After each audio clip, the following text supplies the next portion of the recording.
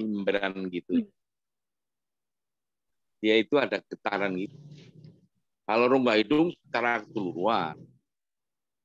Ngerti nggak? Rongga mulut itu isinya apa? Oh iya. Ya gigi, ya lidah, ya gusi, ya langit-langit, ya anak lidah. Itu namanya rongga mulut semuanya. Nah, rongga hidung ya itu dari depan itu ya, sampai sana. Di antaranya isinya adalah janur hidung.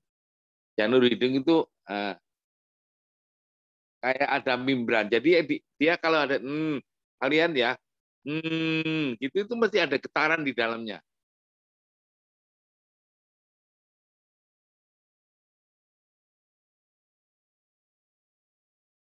Nah, oke, ada yang lain silakan. Baik Pak, Bapak, terima kasih. Bapak izin bertanya. Enggak. Mengenai cara membaca ikhfa, Bapak. Waktu itu saya pernah dengar bahwa ada beberapa metode dengan membaca ikhfa, kayak ketika nun mati bertemu dengan ta, maka dibaca n. Terus ketika nun mati bertemu dengan jim, maka dibaca ny. Nah, itu bagaimana, Pak? NY itu apa? ny kayak anjaina gitu, Pak. Kayak gitu. Kalau kurang lebih waktu itu pernah saya dengar seperti itu. Ya itu untuk Ada memudahkan aja. Tidak persis, tapi hampir mirip aja. Jadi ya.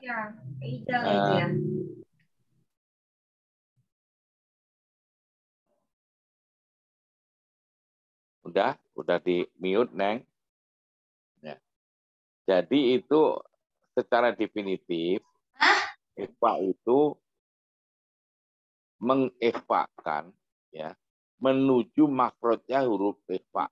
Sudahnya disertai tempo dengung 2 harokat. Jadi disamarkan nun ini mau menuju makrotnya huruf sudahnya. Kalau jim nggak ja loh kan, mau menuju ke nun itu ya tidak menjadi n lagi, tapi mau ke n tapi langsung mengarah ke makrotnya jim. Jadi n-nya enggak, kalau n nun ujung lidah ketemu dengan langit-langit bagian depan atau gusti bagian di atasnya gusti n itu. Tapi ketika ketemu jim anja ya itu ya menuju ke jimnya itu. Jadi nggak jadi ditempelkan ke langit-langit tapi menuju ke makrotnya jim. Jim adalah apa? Jadi pertengahan lidah bagian jim itu pertengahan lidah ya dengan langit-langit anja. Nah itu.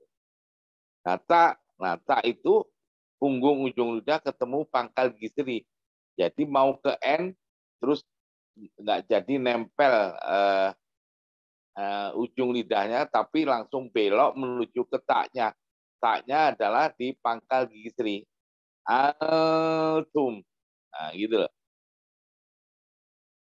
Nah, oke. Nah, untuk menyempurnakan ini suka-suka di masyarakat, utamanya nanti waktu kita di masyarakat nanti, mungkin kalau kayak KKL mungkin ya entah ya lihat-lihat yang dihadapi ya. Tapi di masyarakat nanti, dan ini jarang orang yang tahu, ya, ketika nun mati tidak difawati ustuar, halo, mim mati ketemu mim, alif lam mim mim itu kan lam dengan mim itu kan mim mati ketemu mim, halo, ya tuh ya. Ya Bapak. Ya Bapak. Atau umpamanya ya ain sin. Ain ke sin itu apa ketemu apa? Nun ketemu sin. Nun ketemu sin. Sin kof berarti ketemu Kof. Ketemu kof. Kof. Apa? Anunya hukumnya apa? Bapak. Tosin mim. Nun mati ketemu mim. Apa? Idgham. Idgham apa? Idgham banyak. Ini penyakit ini. Gunnah, Bapak. Kemarin ya, ini saya singgung lagi. Ya. Idgham itu bukan idgham biguna saja, Neng. Idgham itu melebur huruf pertama ke huruf kedua namanya idgham. Idgham biguna, idgham bilaguna, idgham mimi, idgham sabdiyah, idgham tajanisa, idgham mutamatsilah, idgham shaghir, idgham kafir. Jangan bilang idgham saja, Neng. Ya. Nggak boleh itu. Diteruskan idgham apa? Oke? Nah. Nah, ini ketika di Fawaidul Suwar di awal surat tosin mim itu ada ya, itu dibacanya tosin mim atau tosin mim. Ain sin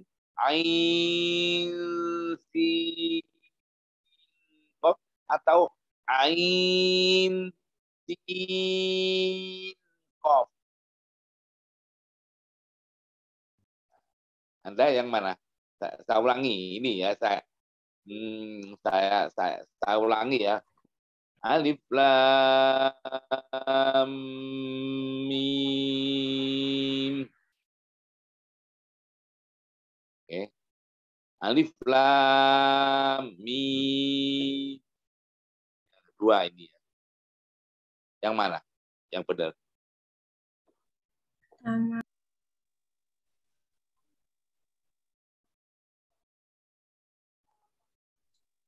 Halo. Yang benar yang pertama, Pak. Alif lam mim. Nah, oke. Terus mim. Yang kedua mim. Dari yang mana? Pertama.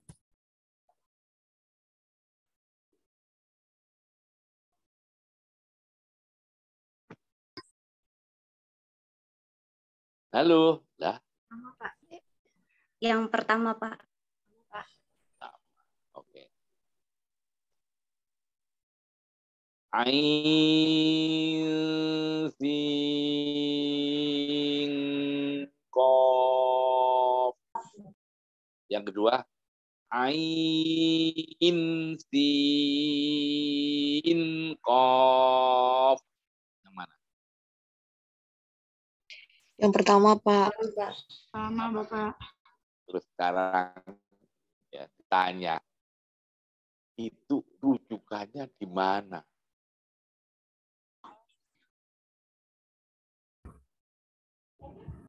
Halo.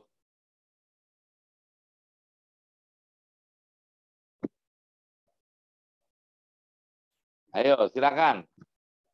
Salah nggak apa-apa.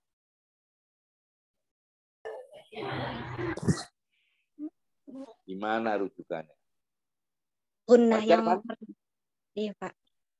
Iya.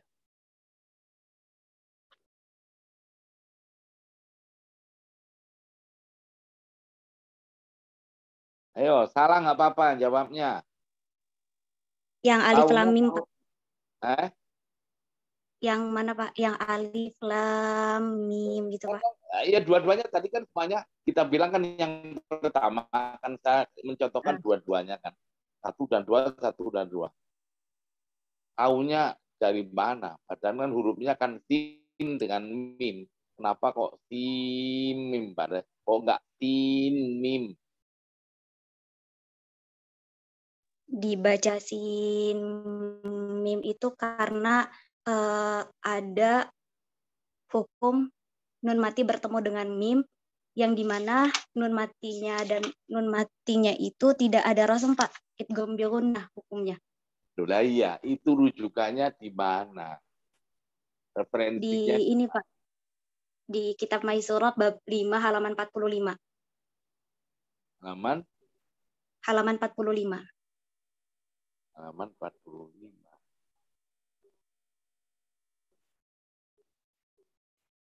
Halaman 45.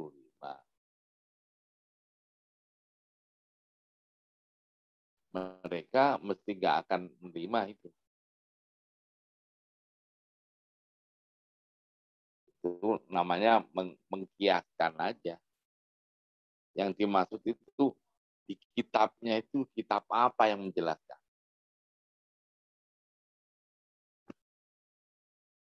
Udah, sekarang dibuka aja halaman 74.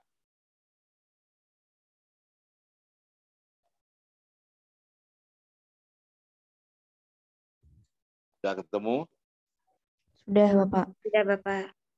Nah, ada catatan kaki nomor berapa nanti di bawahnya apa namanya, di catatan kaki di footnote-nya itu nomor berapa?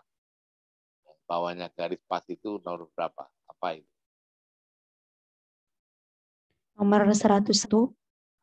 101 kan di atasnya menjelaskan apa itu? Masalah apa? Latihan praktek mad lazim harfi mukhaffaf dan nomornya mufakhal itu lu dan huruf ain mana, pada fawatih husna.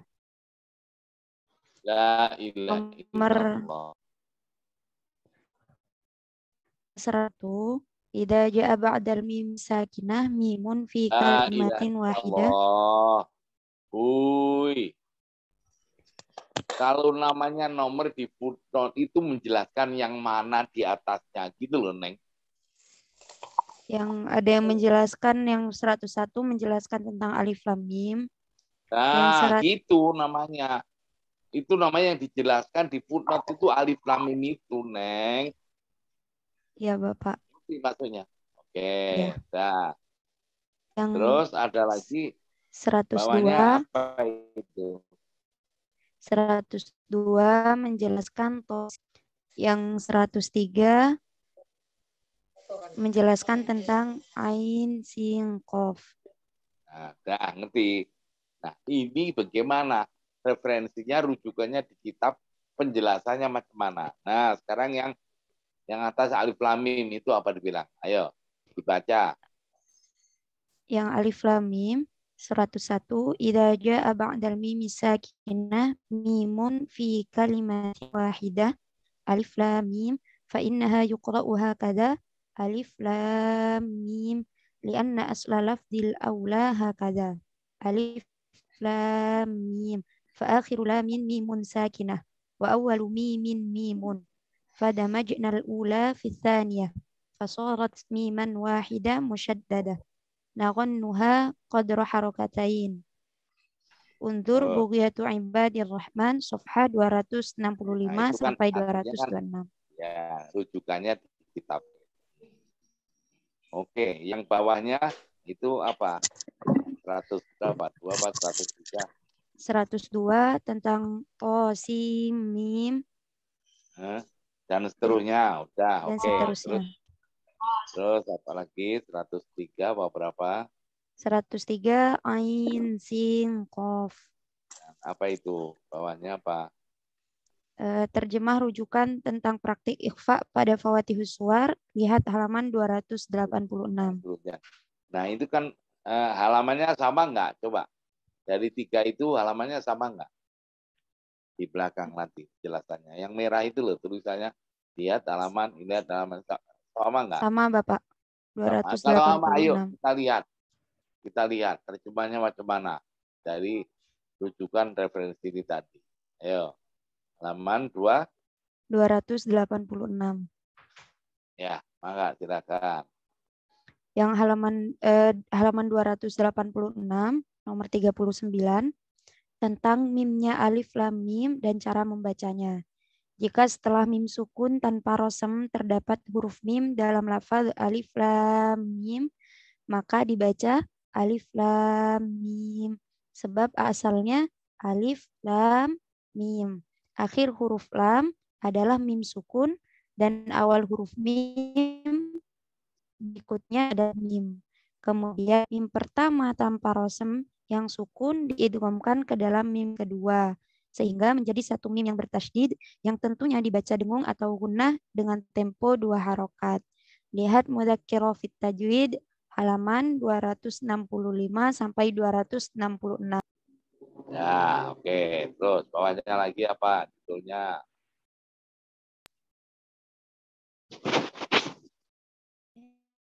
Yang nomor 40 tentang sinnya, praktik membaca nunnya sin tanpa rosem pada sin yang diidghamkan ke dalam mimnya lafal to si mim adalah sebagai berikut. To si mim yang tentunya mempunyai hukum bacaan idgham bi gunnah. Lihat Bughyatu Ibadir Rahman halaman 243. Lihat juga Hidayatul Qari ila Tajwidi Kalamil Bari halaman 343, An-Nashr fil Qiraatil Asyar halaman 177. Lagi. Untuk bawahnya lagi, nomor 41 tentang praktik ikhfa pada Fawatihus Suwar. Sebagaimana terjadi dalam bentuk kata atau lafal, hukum bacaan ikhfa juga terjadi pada huruf seperti pada ain, sin, qaf yang dibaca ain, sin, qaf. Huruf ain pada ain, sin, qaf tersebut berakhiran nun mati tanpa rosem. Dan sesudahnya berupa salah satu huruf ikhfa yaitu sin. Dan huruf sin juga berakhiran huruf nun mati tanpa rosem. Dan sesudahnya berupa salah satu huruf ikhfa yaitu qaf.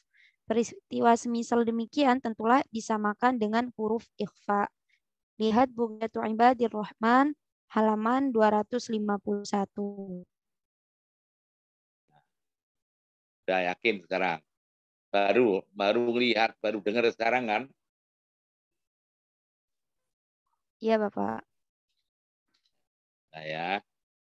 Oke, kita kemarin masalah mat sudah. Kita yang penting dulu aja. Masalah wakaf dan ibtidah halaman 90.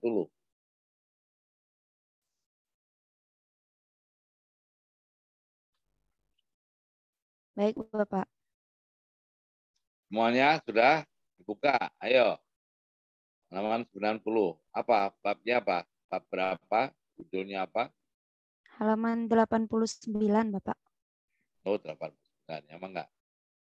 Halaman 89, bab 10, wakaf dan ibtidah. Di antara fase dan syarat agar pembaca Al-Quran dapat mencapai kualitas bacaan tartil optimal, sebagaimana tuntutan ayat 4 surah Al-Muzammil adalah mengetahui dan menguasai hal ihwal wakaf, ma'rifatul wukuf. Mengingat persoalan ini tidak mudah, apalagi bagi mereka yang tidak menguasai tata bahasa Arab. Para ulama merumuskannya dengan tanda atau rumus wakaf. Perlu digarisbawahi bahwa persoalan wakaf ini sangat erat pula dengan hal ihwal ibtida, yakni memulai bacaan setelah wakaf.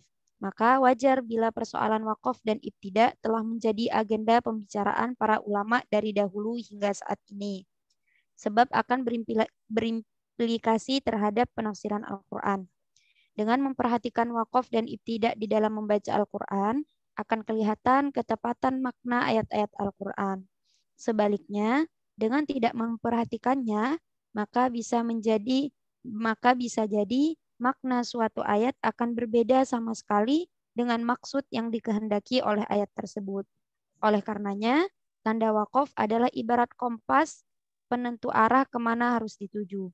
Artinya, tanda wakaf adalah semacam pelita sehingga pembaca Al-Quran dapat mengetahui maksud yang terkandung di dalamnya. Untuk diketahui bahwa dasar dan pedoman utama wakaf pada suatu lafaz dalam Al-Quran adalah perhatian terhadap makna dan susunan redaksi ayat. Artinya, ketika hendak wakaf haruslah diusahakan sampai pada kalam atau pembicaraan yang sempurna. Dengan kata lain, apabila di dalam membaca Al-Quran mendapatkan lafaz yang berbentuk fi'il dalam kurung kata kerja, maka harus pula dibaca hingga fa'il dalam kurung subjeknya. Apabila mendapatkan lafaz yang berbentuk mubtada dalam kurung pokok kalimat, harus pula dibaca hingga khobar dalam kurung predikatnya. Apabila mendapatkan dhanna wa akhwatuha, harus pula dibaca hingga maf'ul pertama dan juga maf'ul keduanya. Dan apabila mendapatkan syarat, harus pula hingga jawabnya. Ya, oke. Jadi ini arti tartil kemarin di halaman 5. Ma huwa tartil ketika sahabat Ali bin Abi Thalib ditanya oleh sahabat yang lain ketika memberi makna Warotilil Qur'ana tartil, ditanya apa itu arti tartil. Tartil adalah at-tartilu wa tajwidul huruf wa ma'rifatul hukum. Membaguskan bacaan huruf-hurufnya, hukum-hukum hurufnya, wa ma'rifatul hukum, dan mengetahui hal ikhwal waqaf.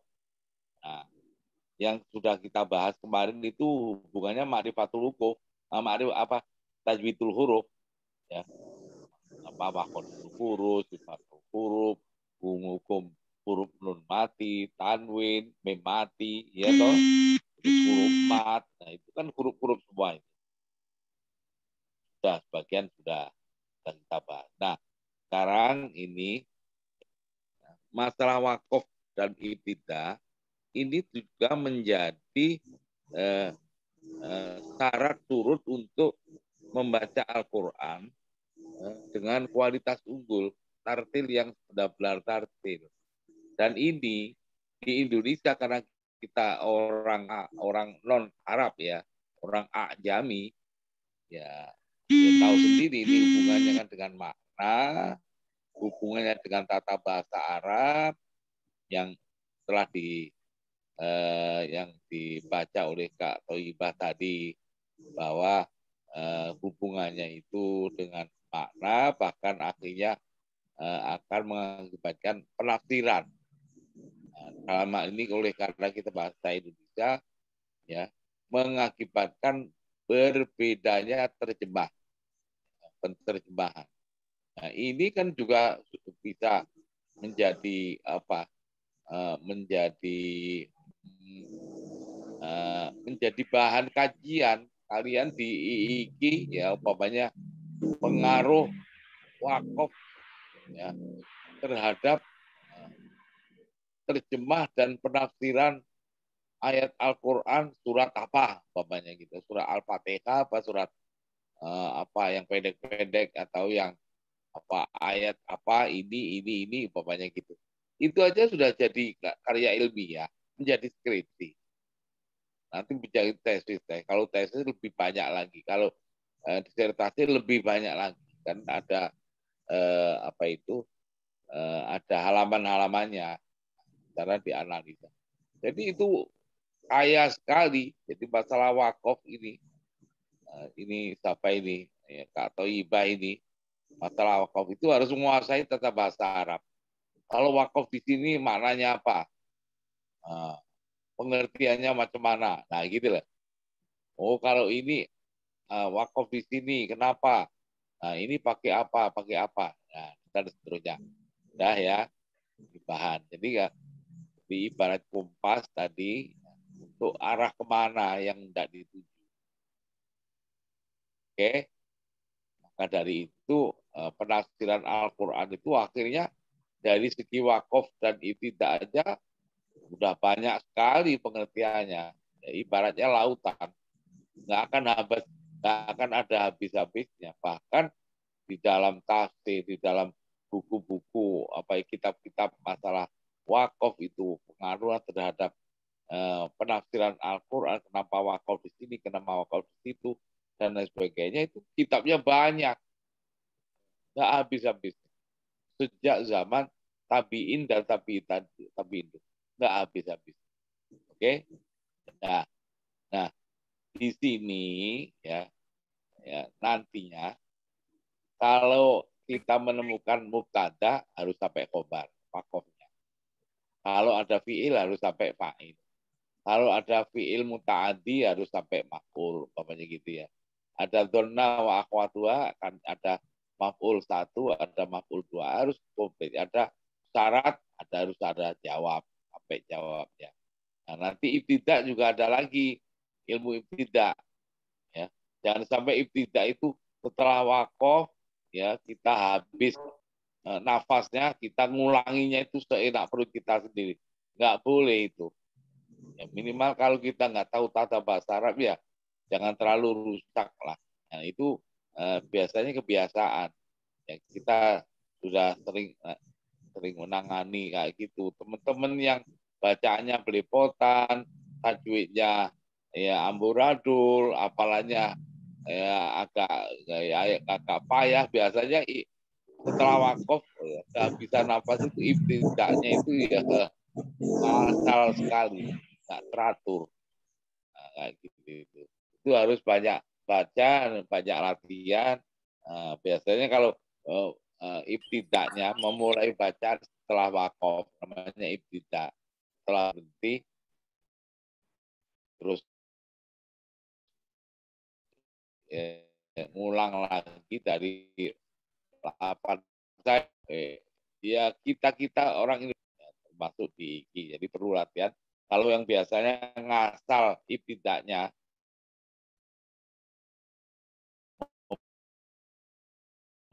mulai lagi dari membaca biasanya kalau dulunya itu enggak oke, ini ibarat mana yang dituju arti dan maksud dari sebuah ayat. Seperti begini, ada orang hitam, ada orang hitam rambutnya, panjang celananya, mencuri kambing. Saya ulangi, ada orang hitam rambutnya, mencuri.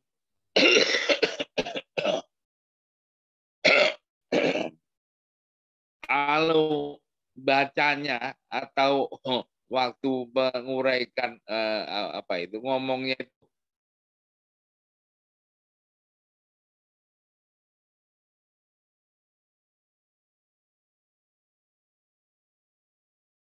itu perumpamaan aja.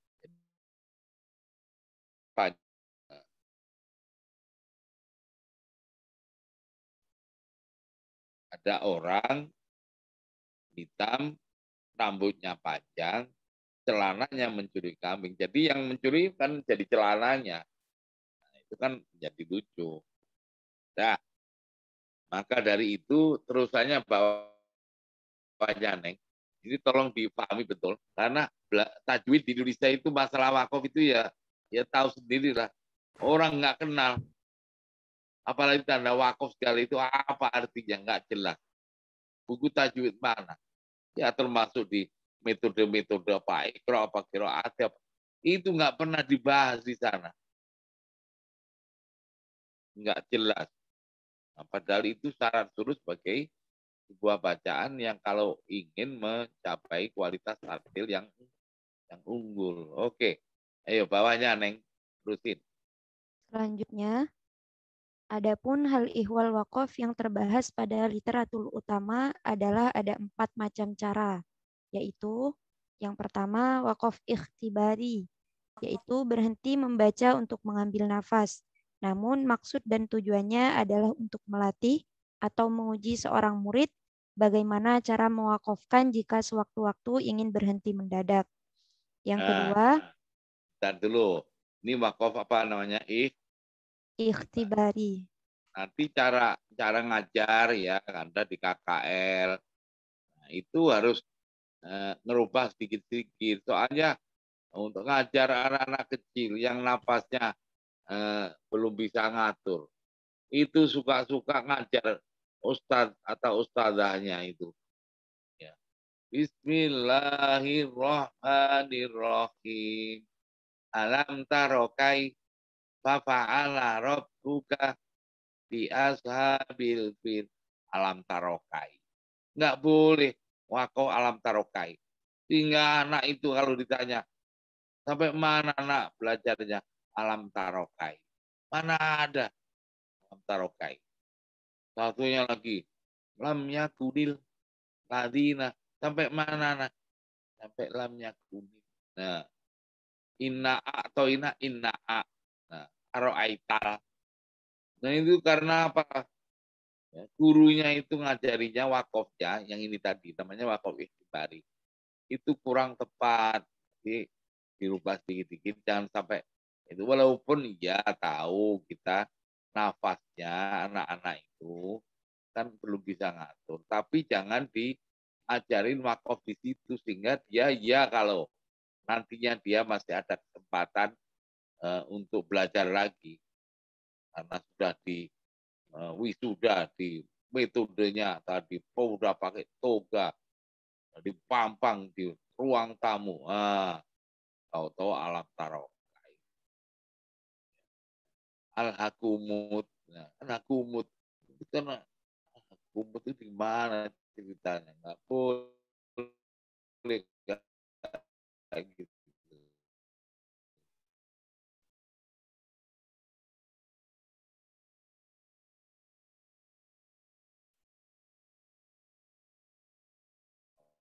Oke, jadi itu harus perhatikan waktu.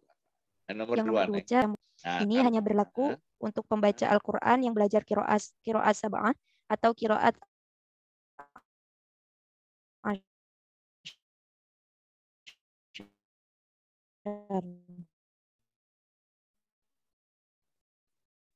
Anda sudah pernah kan nggak boleh asal wakaf aja, itu harus riayatul ibtidak wal wakaf, apalagi ini nanti di dalam musabak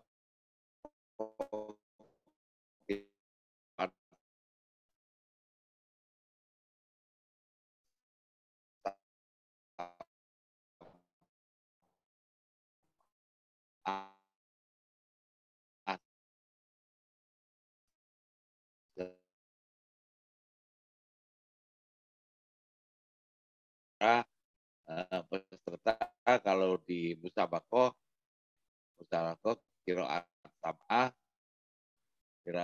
ada murotal, ada mujawad. Yang dewasa ada yang remaja. Kalau mujawad hanya yang dewasa. Dan semua buku-bukunya itu saya tulis semua ini supaya kalian tahu. Ya. Masalah musabakoh kiroat sab'ah di Indonesia, buku petunjuknya dulu yang bikin semua konsepnya saya, cara pelaksanaan musabakoh kiroat sab'ah juga saya, cara penilaian juga saya, makro-makronya dari semua cabang, alhamdulillah dari saya, lahir dari iki, Neng, gitu, dari rahim iki, bukan yang lain. Makanya kalian belajar kiroat segala itu sudah apa? Sudah iiki dengan kiroat sendiri itu sudah menjadi sebuah merek tersendiri, trademark sendiri. Umpamanya ya, dari iki ya, dari iki. Itu bukan di Jakarta aja, Pak. Di Jakarta itu malah lebih apa?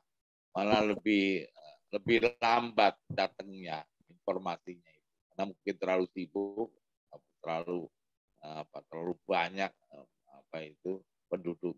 Malah di luar Jakarta, luar Jawa itu malah taunya kalau dari mana? Kalau kuliah di IKI, waduh, nanti alumni IKI. Itu bayangan masyarakat di luaran sana, ya, melihat jidat kita itu, di jidat kita itu, waduh, ini mesti hafal Quran 30 juz. Wah, padahal kita ngapal program wah, ini mesti ahli kiroat, padahal kiroat saja, ya, kuliahnya sudah cemong-cemong, ya, udah itu ngantuk-ngantuk, nggak sempat bergabung, udah ujian diluluskan, bukan lulus, terus apalagi dikira suaranya kayak Bu Maria semuanya, waduh, padahal suaranya kayak Tom diseret. Nah, ada lagi ini mesti apa?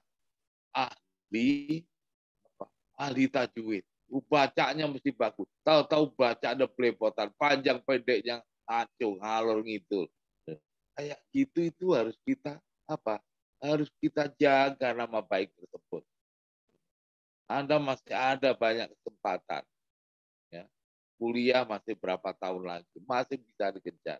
Daripada nanti bikin malu di masyarakat, malu ketika terjun di arena yang lebih umum lagi. Apa salah waktu belajar? Malu waktu belajar gini salah. Ibaratnya, oh lo dia tahu-tahu nggak tahu bapaknya gitu. Nggak apa-apa. Daripada nanti dihujat di masyarakat itu bukan di muka, malah di belakang.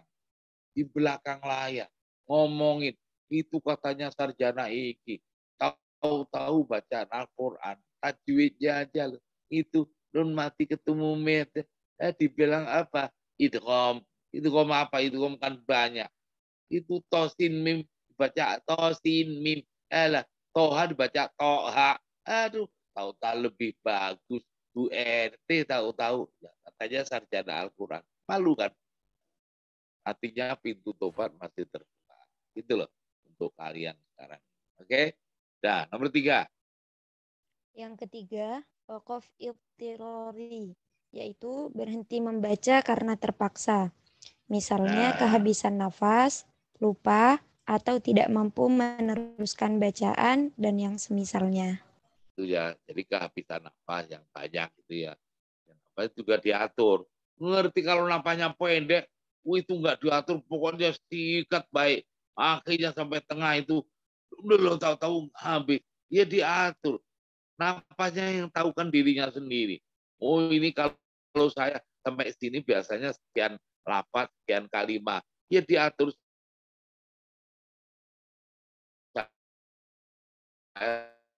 Wakaf penalti di ini. Jangan bikin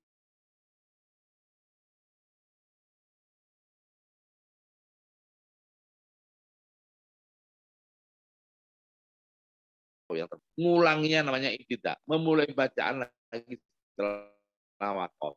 Nah, itu juga harus pintar-pintar kita. Ya, seperti yang saya katakan tadi, kita harus banyak latihan, dengan ngasal saja. Ini kalau ujian tahfidz udah mikir hafalannya amburadul, ngulangi lagi, lebih amburadul lagi. Konsen tuh masalah ibtidah atau masalah wakaf, akhirnya hafalannya hilang. Alah, sudah kacau semua ya. Nah, oke.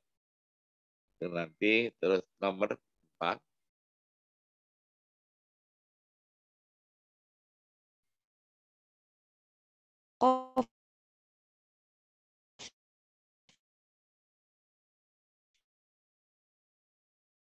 Menurut ya ini ya, wakaf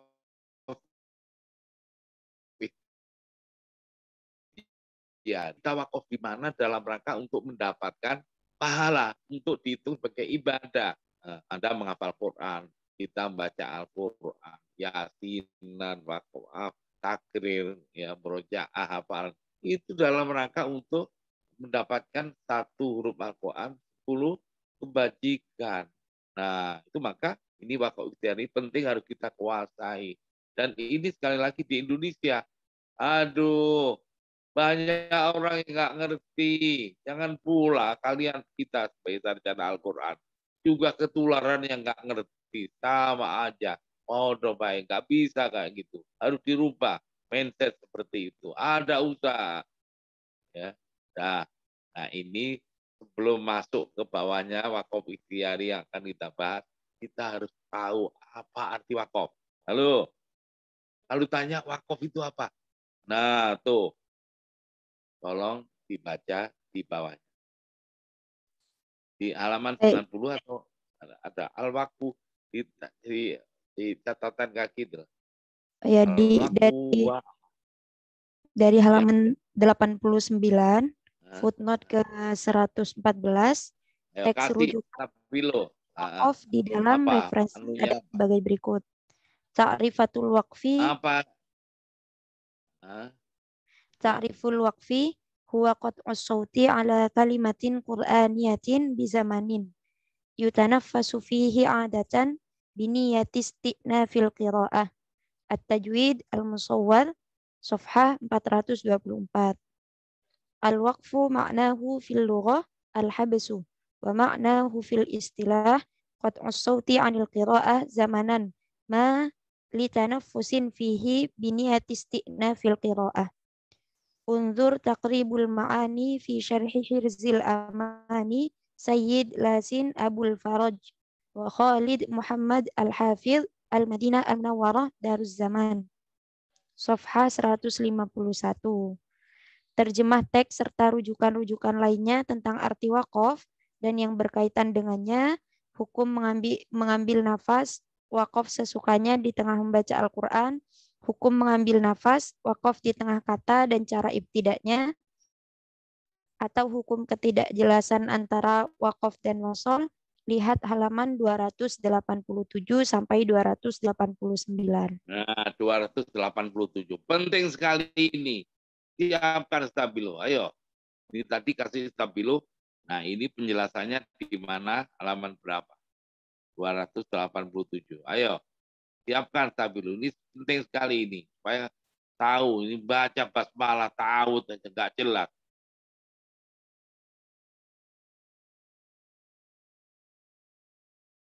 Ya, halaman 287, nomor 43 tentang arti wakaf.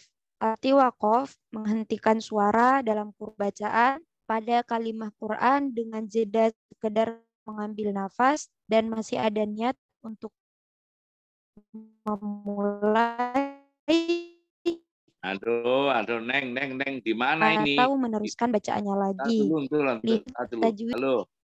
Halo, di mana ini? Di ruang mana ini? Putus-putus, Neng.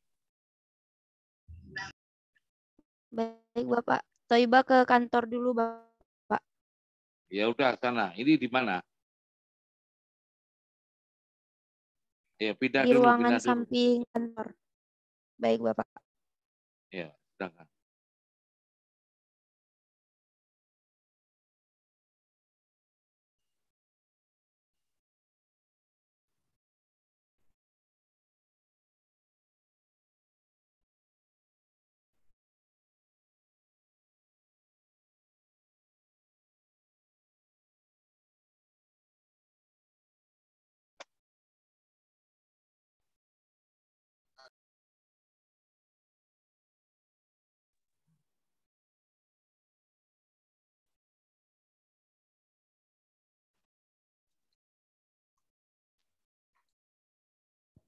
Baik, Bapak. Apakah sudah terdengar jelas Ya, suaranya? sudah oke. Baik. Tadi di nomor 43 menghentikan suara atau bacaan pada kalimat Quran dengan jeda sekedar mengambil nafas dan masih ada niat untuk memulai atau keluar. Lasin menjelaskan di dalam kitabnya Taqribul Ma'ani fi Syarhi Hirzil Amani, makna wakaf secara bahasa adalah menahan, sedangkan secara istilah adalah berhenti membaca sejenak, sekedar mengambil nafas dengan masih ada niat untuk melanjutkan bacaan. Lihat Taqribul Ma'ani fi Syarhi Hirzil Amani, halaman 151. Allah, la ilaha illallah. Ini siapa ini? Tolong di-mute. Baik, Bapak, sudah. Ya. Jadi begini, ingat-ingat ini, perhatikan. Wakaf itu harus ngambil nafas. Ingat-ingat. Ya. Arti wakaf adalah berhenti sejenak, sekedar mengambil nafas, dan ada niat untuk meneruskan bacaan. Gitu loh. Nanti terusannya ya, tapi nggak dibahas di sini. Kalau berhenti membaca, ngambil nafas, tapi tidak ingin meneruskan bacaan, namanya itu bukan wakaf. Apa? Al-qat'u. Al-qat'u itu apa? Berpaling dari baca, memutus bacaan. Halo. Oke. Tapi kalau berhenti membaca tanpa nafas selama 2 harokat dan masih meneruskan bacaan, namanya sakta. Ngerti maksudnya? Jadi berhenti membaca atau wakaf itu ada 3 makna tadi. Berhenti wakaf, namanya wakaf, berhenti membaca, ngambil nafas, masih ada niat untuk meneruskan bacaan. Kalau nggak ada niat untuk meneruskan bacaan, namanya al-qat'u, memutus bacaan, berpaling dari baca. Kalau berhenti tanpa nafas selama 2 harokat dan masih ingin meneruskan bacaan, namanya sakta.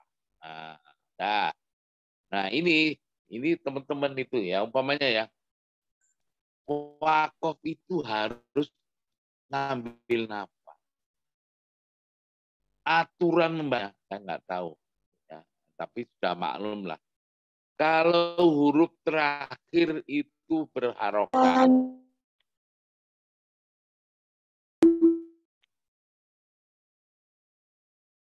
halo, huruf terakhir Rahmanir-Rahimi, ya tahu apa? Alhamdulillahirabbil alamin. Huruf terakhir mi terus na tadi kan, huruf berharokat kan itu. Kalau wakaf itu harus disukun. Halo.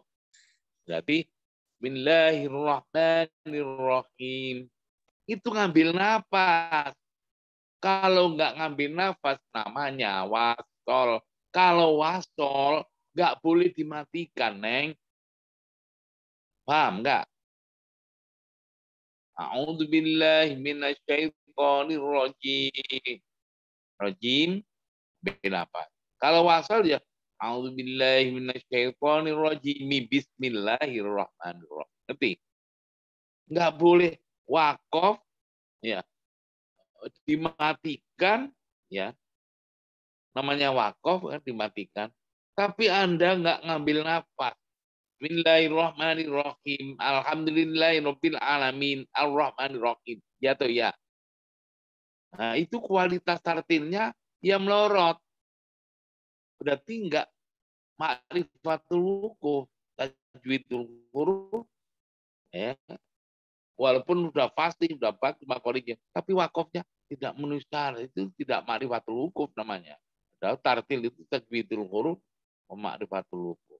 Banyak enggak yang kayak gitu, teman-teman? Banyak, Pak. Banyak.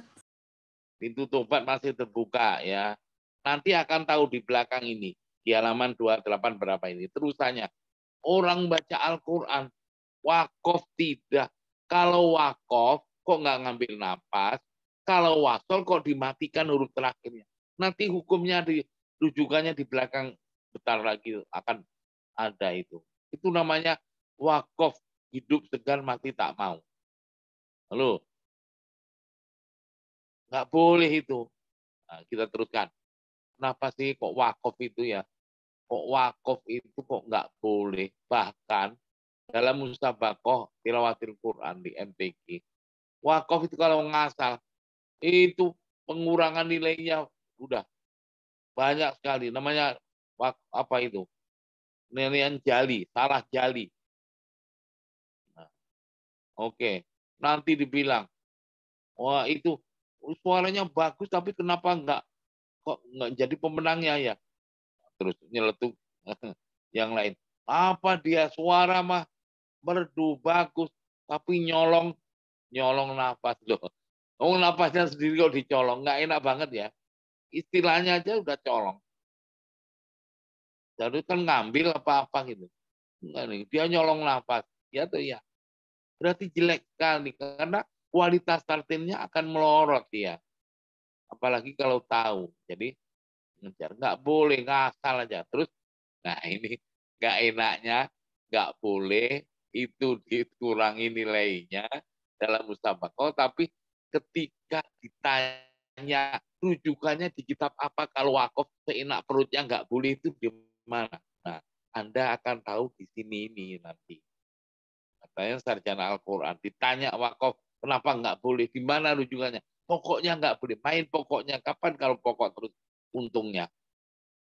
Nggak boleh kayak gitu. Harus ditingkatkan. Ini loh. Kalau orang lain nggak tahu, kita sarjana Al-Quran harus tahu. Oke? Nah, teruskan, Neng. Baik, Bapak. Di halaman 288, nomor 44, hukum mengambil nafas wakaf sesukanya di tengah-tengah membaca Al-Quran. Setiap pembaca Al-Quran dalam situasi dan kondisi apapun harus bisa menjaga etika dan adab terhadap Allah Subhanahu wa Ta'ala di tengah membaca Al-Quran. Untuk itu, hendaknya pembaca tidak mengambil nafas sesukanya tanpa memperhatikan pedoman di mana diperbolehkan atau tidak diperbolehkannya wakaf atau ibtidak di saat tengah membaca Al-Quran. Sebab apabila demikian halnya dalam kondisi dan situasi apapun dan bagaimanapun, mayoritas ulama menghukuminya haram menurut syara. Coba ingat-ingat itu. Haram. Hubungannya dengan apa tadi? Etika. Etika coba apa? Diulangi. Dikasih tabel itu. Apa? Etika terhadap dan adab terhadap Allah Subhanahu wa Ta'ala di tengah membaca Al-Qur'an. Tuh. Kenapa? Namanya Al-Qur'an itu kalamullah. Kalamullah itu ada aturan membacanya. Makanya membaca dengan tartil, mempraktekannya fardu ain, mempelajarinya fardu kifayah. Membaca Al-Quran itu ya perintahnya harus tartilnya nilainya A, tartilan yang sebenar-benar tartil. Nah, kalau tahu wakaf nggak tahu, kata di situ tadi apa? Nggak punya etika terhadap yang punya Al-Quran, yang bikin Al-Quran kan Allah. Kalau yang dengan empunya nggak, kita bisa membayangkan lah. Ya umpamanya Anda itu punya orang tua, umpamanya ya. Terus tahu-tahu ada orang nggak punya etika terhadap orang tua Anda. Anda sakit hati nggak? Lah kayak gitu itu. Sama ini kalamullah, nggak boleh ngasal baca. Wah, kok seenak perutnya sedih. Makanya di sini dibilang kalau musabaqah MTQ dikurangi, kuranginya itu kesalahannya jali. Kalau yang lain itu, kalau yang lain dikurangi hanya setengah, wakaf nggak bener, dikurangi 2. Dikurangi 2. Satu kesalahan itu. Kalau apa itu nama di DN hakimnya ada 3, sudah dikurangi 6 itu. Oke, nah, di urusannya dengan etika, dengan apa? Dengan adab terhadap Allah Subhanahu wa Ta'ala. Apa sudahnya, Neng? Sesudahnya nomor 45, mengambil nafas wakaf di tengah kalimah dan cara ibtidaknya. Ketika seseorang tidak mungkin membaca satu surah atau suatu kisah dalam satu tarikan nafas, dan di sana tidak ditemukan pula 2 kalimah atau lafaz yang dimungkinkan untuk diperbolehkan mengambil nafas antara 2 lafaz tersebut ketika mewasolkan antara keduanya, maka hal demikian bisa disamakan sebagaimana mengambil nafas di tengah kata. Artinya, jika demikian halnya, dia harus wakaf dalam kurung wakaf qabih, dan harus memperhatikan pula dari mana memulai bacaannya lagi dalam kurung ibtidak, yakni harus dari tempat mana yang layak diperbolehkan. Lihat Ibnul Jazari An-Nashr fi Qiraatil Ashr halaman 224. Nah, jadi kalau wakaf yang terpaksa yang itirori tadi itu ibtidaknya juga harus jangan sampai wakafnya kopi, nanti ibtidaknya kopi. Nanti kita tahu ibtidak itu macamnya seperti apa. Nanti kita lanjutkan. Bawahnya lagi, Neng. Bawahnya yang nomor 46, hukum haramnya ketidakjelasan antara membaca wasol atau wakaf bagi pembaca Al-Quran. Mengambil nafas di tengah-tengah membaca wajib muttasil, seperti mengambil nafas di tengah-tengah membaca lafal ja'a wa sya'a wa anbiya'a wa amanu dan yang semisal, artinya memenggal atau memutus suatu lafal menjadi 2 bagian dan tidak diragukan lagi menurut para imam qiraat adalah haram hukumnya. sebab dianggap Oh, melanggar etika membaca Al-Quran. Lebih etika lanjut, lagi kan? ya, Halo, etika lagi kan? Ulaika ala hudan min rabbihim wa ulaika humul. Nah, nggak punya etika. Yang punya Quran itu kalamullah, yang punya kalam itu nggak mengizinkan baca kayak gitu itu. Oke? Haram itu. Kecuali kalau nggak tahu. Kecuali kalau nggak tahu. tidak Tapi tahu. masalahnya bukan karena nggak tahu, nggak mau tahu. Nah itu loh yang bikin ruwet itu. Kenapa nggak mau tahu? Nggak mau belajar. Dia udah puas yang sudah. Saya kan sudah Qori nasional, Qori internasional, Qori A. Itu amburadul bacanya. Karena nggak apa, nggak disertai ilmu. Dia sudah puas dengan karena dia sudah juara. Itu pada jadi jangan ngomong-ngomong rata-rata di Indonesia itu sudah juara nasional, juara internasional. Entah itu hafid atau hafidoh, Qori A. Ini masalah keilmuannya itu sudah kayaknya sudah puas. Ini sudah saya sendiri udah tahu. Umpamanya ke suatu daerah. Wah, biasanya waktu pembukaan itu Qori atau Qori A. Wah, diperkenalkan ini Qori atau Qori A juara sekian. Juara sekian di nasional atau di daerah tersebut dan lain sebagainya. Tapi tahu-tahu ya sudah bacaannya tadi banyak yang amburadul. Tahu-tahu waktu dia daurah ya, dia penataran nggak ikut karena merasa sudah juara. Dikira sudah menguasai semua keilmuan. Padahal bacaannya banyak yang amburadul. Sudah makhorijul hurufnya, sifatul hurufnya, wakaf tidaknya nggak jelas. Sudah puas. Nah ini penyakitnya Qori-Qori'ah di Indonesia, hafid-hafidah. Sudah puas, dikira sudah menguasai penuh. Kan dari itu teman-teman di sini kalau sudah juara atau apa, tambah terus. Ilmu itu nggak akan ada habis-habisnya. Makin digali, makin haus, makin kelihatan bodohnya. Ya, jadi jangan membuat seperti apa air laut. Begitu minum banyak minum, lah akan makin haus. Udah, oke, dah. Dan teman-teman tidak seperti itu. Lanjut, Neng. Lebih lanjut, para imam qiraat juga mengharamkan pencampuran dalam kurung ketidakjelasan membaca Juga apa? Al-Quran. Juga. Lebih lanjut, ya. Lebih lanjut, para imam qiraat juga mengharamkan pencampuran dalam kurung ketidakjelasan membaca Al-Quran antara waqaf dan wasol.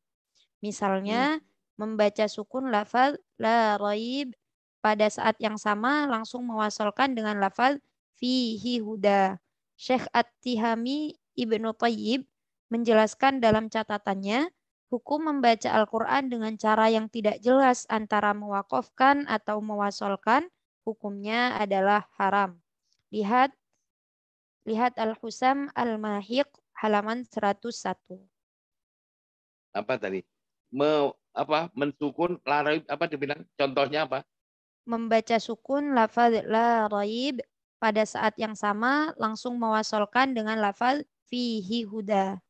Nah, berarti dalikal kitabul la raib fihi hudal lil muttaqin. Berarti la raiba disukun kan? Tapi dia wasol kan?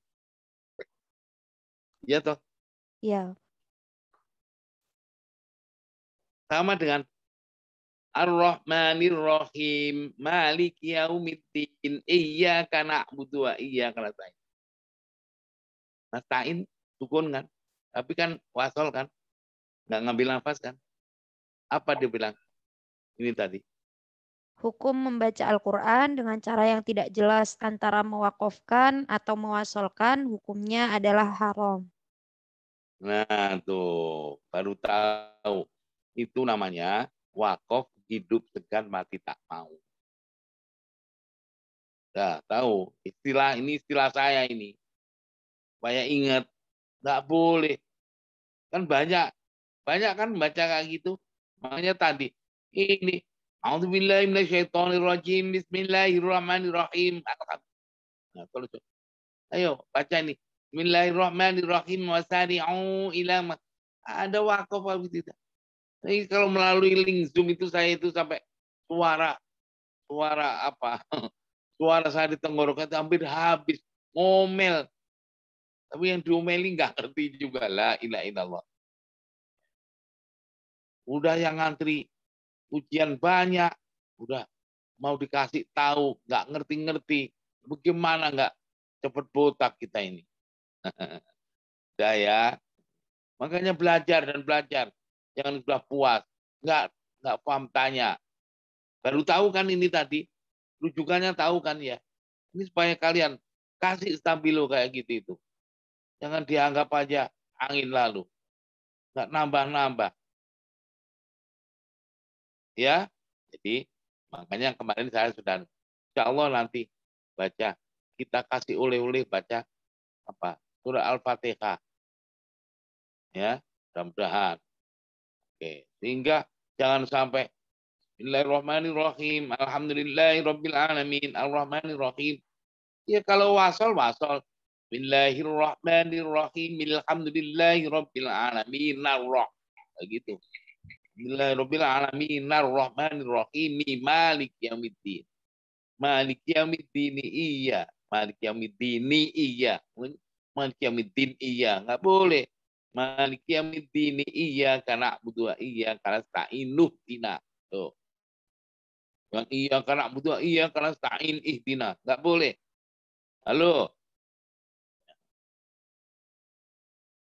Ini yang sudah semester 6 ini. Anda ujian ke saya. Kalian semester terakhir ya. Sebelum Anda wisuda semester terakhir. Ujian kedua semuanya ke saya. Halo. Akan ketahuan Anda baca basmalah surat Al itu waktu ujian kedua ke saya. Dari surat Al surat Ta'awud, basmalah itu aja udah ketahuan Anda. Berarti waktu ini pengarang ini mesti nggak ikut. Kalau Anda masih kayak gitu, ya siap-siap aja. Anda mesti saya datengin ke rumah kalian. Saya cari. Kepengen apa? Akan saya lamar.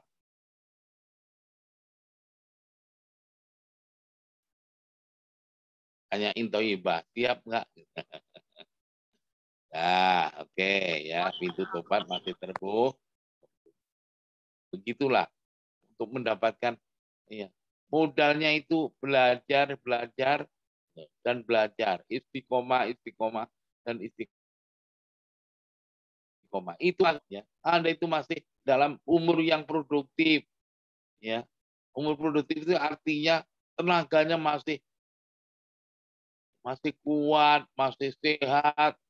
Ini dikit-dikit habisnya saya. Itu kan masih produktif kayak gitu. Kalau sudah tua lebih lagi, banyak alasan lagi. Oke. Dah, masuk yang tadi. Neng, halaman 90 apa 91 tadi. Terusin. Halaman 90. Menurut penelitian mayoritas ulama, wakaf ikhtiari dibagi menjadi 5 tingkatan, yaitu yang pertama wakaf tam. Menurut arti bahasa adalah wakaf yang sempurna, sedang menurut arti istilah adalah wakaf pada akhir kalam atau pembicaraan yang sudah sempurna dan tidak terkait dengan redaksi pembicaraan sesudahnya, baik dari segi lafaz maupun maknanya. Oleh sebab itu, untuk jenis tingkatan ini bagus diwakafkan dalam kurung baik untuk berhenti dan ibtida dalam kurung memulai bacaan lagi pada lanjutannya, tidak usah mengulang dari sebelumnya. Jadi wakaf tam itu penjelasan sebuah ayat yang sudah tuntas komplit. Ya, tuh. Komplit yang orang dengar itu ibaratnya dengan penjelasan ini sudah paham sepaham-pahamnya. Oke ya. Umpamanya ya. Saya ke pasar. Ya. Saya ke pasar untuk belanja sayuran dalam rangka untuk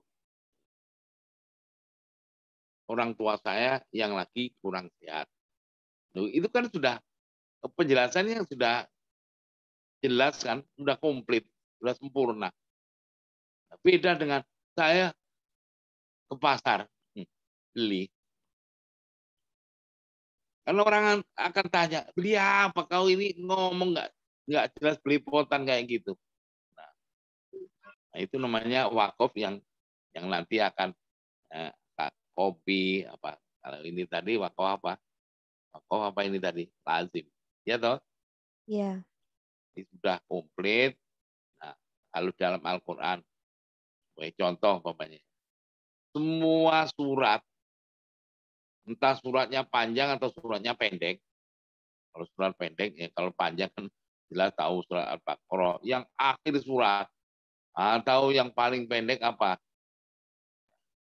Al-Kautsar. Nah, Fasunubuan Inna syani'aka wal abtar. Selesai. Itu wakafnya tam. Sudah sempurna dia. Halo. Atau ya, cerita kan banyak. Wadkur akhoat ya dalam Al-Quran. Ya. Ingatlah ya apa saudaranya kaum Ad, yaitu apa siapa itu ya. Wadkur fil kitab Musa umpamanya. Cerita Nabi Musa, cerita Yusuf sampai akhir apa akhir cerita, wakafnya namanya wakaf tam karena ceritanya sudah komplit.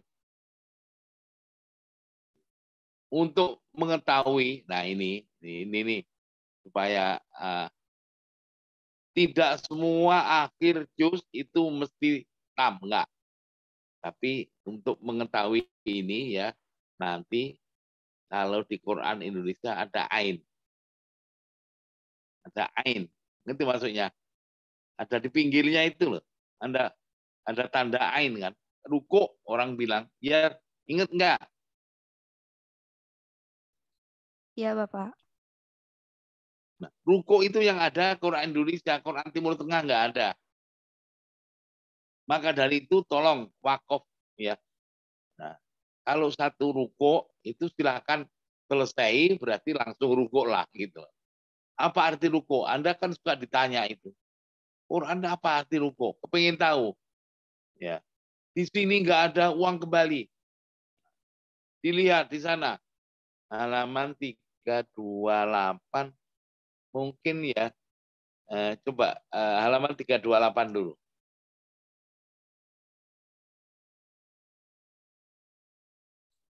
Iya, Bapak, halaman 328. B. Tanda Halaman baca yang terakhir. mushaf. Mushaf mana? Tanda baca mushaf standar Indonesia menurut riwayat Hafiz dari Imam Asim. Nah, itu kan ada nomornya. Yang terakhir, halaman terakhir yang ini, bab ini. Halaman 334. Apa itu isinya?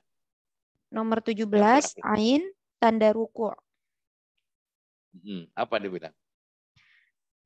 Tanda ain terambil dari akhir lafaz ruku', terletak di luar frame lurus dengan salah satu baris ayat, di mana di akhir ayat juga terdapat tanda kepala ain kecil.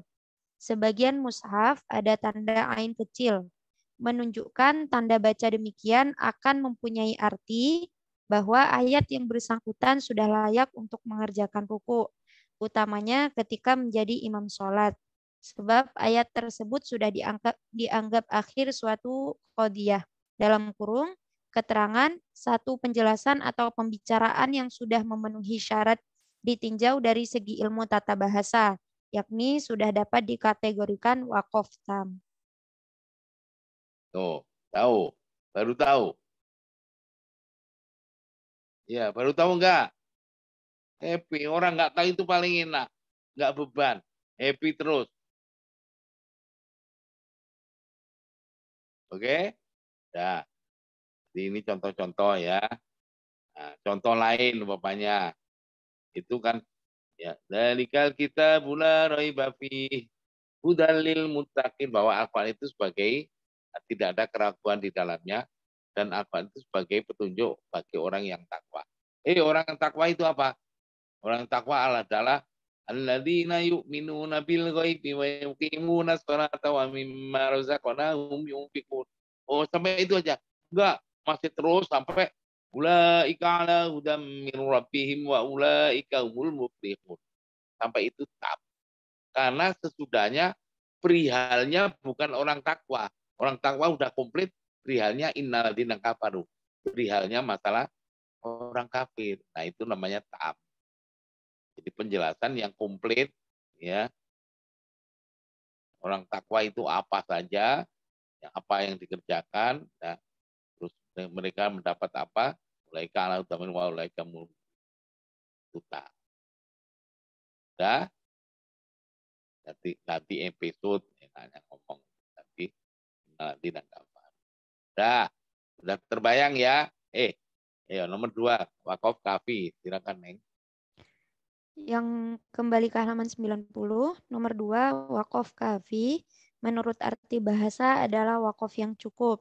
Sedang menurut arti istilah adalah wakaf pada akhir kalam atau pembicaraan yang sudah sempurna. Akan tetapi masih ada kaitan makna dalam kurung satu pembicaraan dengan redaksi pembicaraan sesudahnya. Oleh sebab itu, untuk jenis tingkatan ini bagus untuk wakaf atau baik untuk berhenti. Sedangkan ibtida dalam kurung memulai bacaan lagi cukup pada lanjutannya, tidak usah mengulang dari sebelumnya. Nah, kafi itu cukup. Jadi penjelasannya dalam ayat tersebut dia sudah cukup, ya, sudah bagus, sudah paham. Tapi ini pembicaraan ini belum selesai, ya. Di penjelasan sudah paham, sudah komplit apa yang dijelaskan. Tapi dia masih ada hubungan dengan penjelasan berikutnya, belum selesai secara keseluruhan. Contoh, ya, bahwa tadi hudal lil muttaqin, bahwa Al-Quran itu sebagai petunjuk orang takwa. Orang takwa itu apa? Alladzina yu'minuna bil ghaibi wa yuqimuna sholata wa mimma razaqnahum yunfiqun. Oh, gitu ya. Jadi orang takwa yaitu orang yang mengimani, ya, hal gaib, ya, kiamat, kematian, surga, ya, neraka itu gaib semua, jangan ya.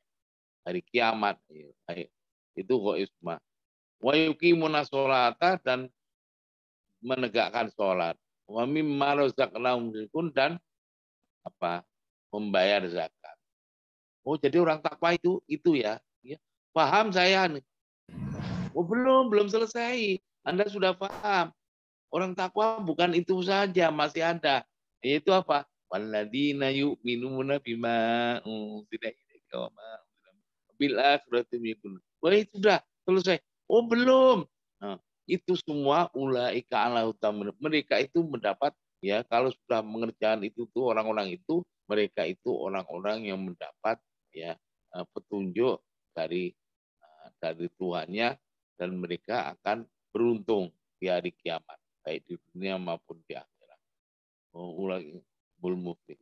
Baru yang tamil tadi. Jadi itu wakaf kafi, ya.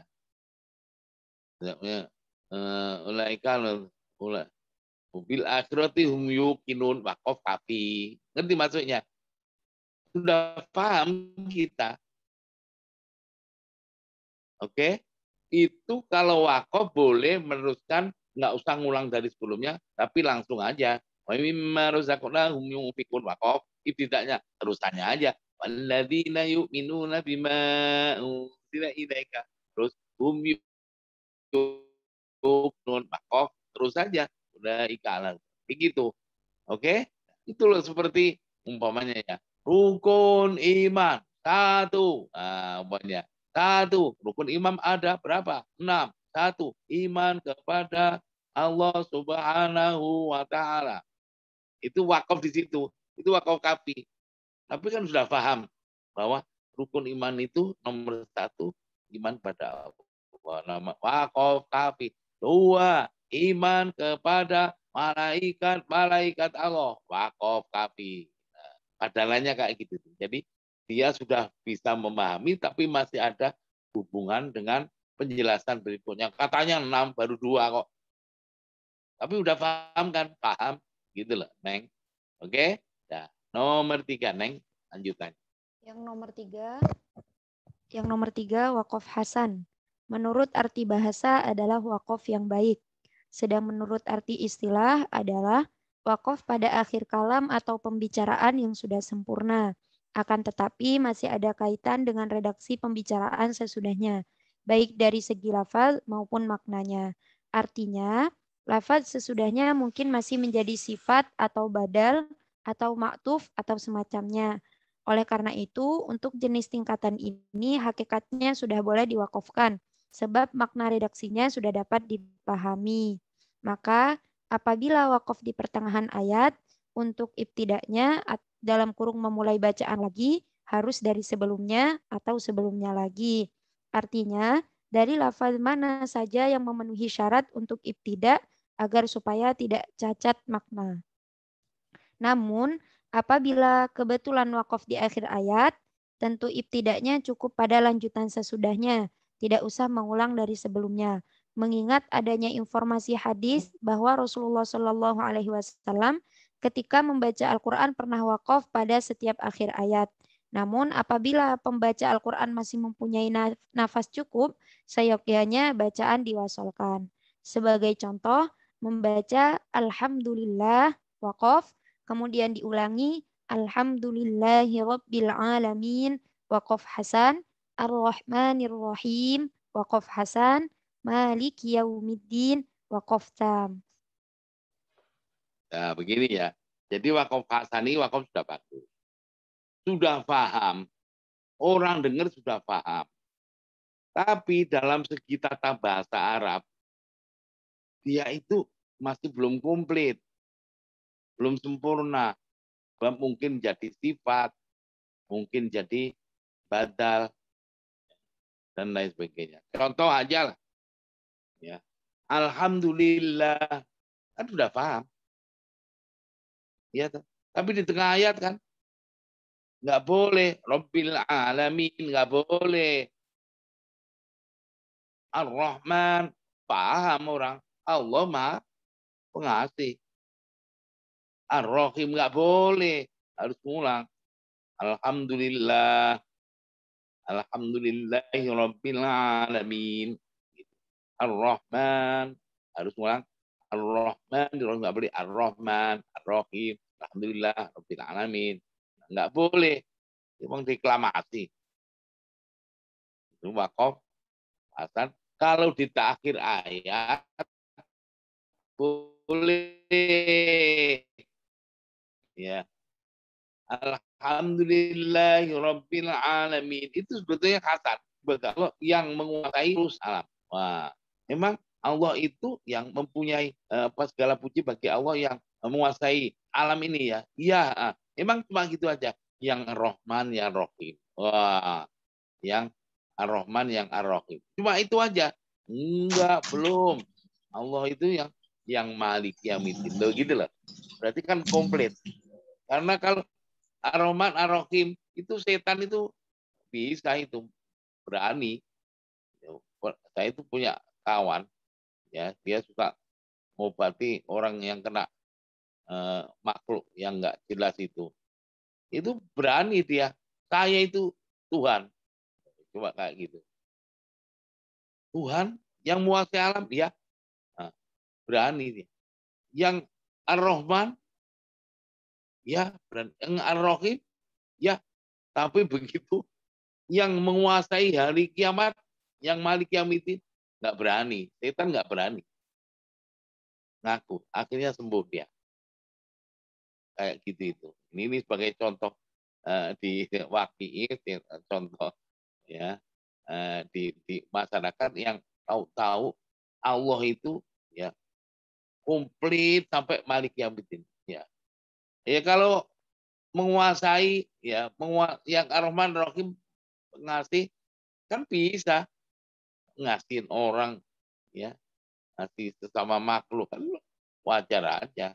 Yang menguasai alam ya siapa raja aja Ya, raja kan maunya menguasai dunia ini. Tapi begitu menguasai hari kiamat, aduh siapa? Malaikat aja nggak berani. Oke, ini sebagai contoh aja bahwa oh ini wakaf hasan. Kalau di tengah kata walaupun sudah memahamkan, sudah paham, nggak boleh kita wakaf hasan tapi harus diteruskan. Tapi kalau di akhir ayat boleh, silakan. Alhamdulillahirabbil alamin. Wakaf. Teruskan aja ibtidanya. Ar-Rahmanir-Rahim. Boleh, silakan karena akhir ayat. Kenapa akhir ayat boleh? Karena Rasulullah SAW ada hadisnya. Setiap akhir ayat Rasulullah itu pernah wakaf. Maka untuk ke sana kita mungkin halaman 95. Coba halaman 95 dulu. Wakaf di akhir ayat hadisnya macam mana? Di halaman 95, catatan wakaf pada akhir ayat. Hukum wakaf pada akhir setiap ayat adalah sunnah. Ini berdasarkan hadis Rasulullah Shallallahu Alaihi Wasallam, riwayat Ummu Salamah radhiyallahu an, bahwa Nabi Muhammad Shallallahu Alaihi Wasallam apabila membaca Al-Quran, wakaf pada setiap akhir ayat dan ibtidak lagi pada lanjutannya, sebagaimana yang dijelaskan dalam kitab Al-Mustadrak ala Sahihain juz 3 halaman 44 dan dita'liq oleh Az-Zahabi sebagai hadis sahih di mana redaksinya sebagai berikut. Innan nabiyya kana yaqta'u qira'atahu ayatan. Alhamdulillahi rabbil alamin. Thumma yaqifu ar-Rahmanir Rahim. Thumma yaqifu. Al-hadis. Sesungguhnya Nabi Shallallahu Alaihi Wasallam ketika membaca Al-Quran, waqaf ayat demi ayat. Alhamdulillahi rabbil alamin. Waqaf. Ar-Rahmanir Rahim. Waqaf. Dengan demikian, mewakafkan pada setiap akhir ayat adalah diperbolehkan dengan mutlak tanpa mempertimbangkan makna. Dan ibtidaknya tidak perlu mengulang dari sebelumnya, akan tetapi pada lafaz atau ayat lanjutannya. Namun, menurut ulama ahli wakaf, pengertian hadis tersebut mempunyai hukum jawaz, yakni boleh wakaf, boleh tidak. Artinya, apabila kalam atau pembicaraannya belum sempurna atau masih mempunyai ta'alluq lafzi, ada kaitan lafaz dengan lafaz sesudahnya, akan lebih baik diwasolkan. Seperti banyak terdapat pada ayat-ayat pendek. Dengan demikian, apabila wakaf pada ayat yang maknanya masih membutuhkan untuk diulangi dalam ibtidaknya, tentu lebih baik diulangi. Walhasil, ketahuilah bahwa wakaf di akhir ayat adalah sebuah kelonggaran bagi pembaca Al-Quran. Sedang yang tidak diperbolehkan berhenti membaca adalah putus bacaan, yakni berpaling dari membaca, dalam kurung al-qat'u. Nah, jelas ya. Jadi wakaf akhir ayat silakan. Walaupun maknanya belum komplit. Alhamdulillahirabbil alamin belum komplit itu. Ar-Rahmanir Rahim belum komplit, tapi oleh karena akhir ayat silakan ibtidak dengan lanjutannya itu nggak apa-apa. Nggak usah ngulang lagi. Ar-Rahmanir Rahim ngulang lagi. Ar-Rahmanir Rahim. Nanti kalau kehabisan nafas kan balik-balik terus kapan selesainya. Nah, ini tadi ya wakaf di akhir ayat. Tandain itu. Ingat-ingat di Maisura itu udah inti-inti yang selama ini ya kita ini nggak pernah mendapat informasi seperti ini. Iya atau iya? Happy terus. Orang nggak tahu. Aduh, happy terus. Nah, oke. Teruskan sana, wakaf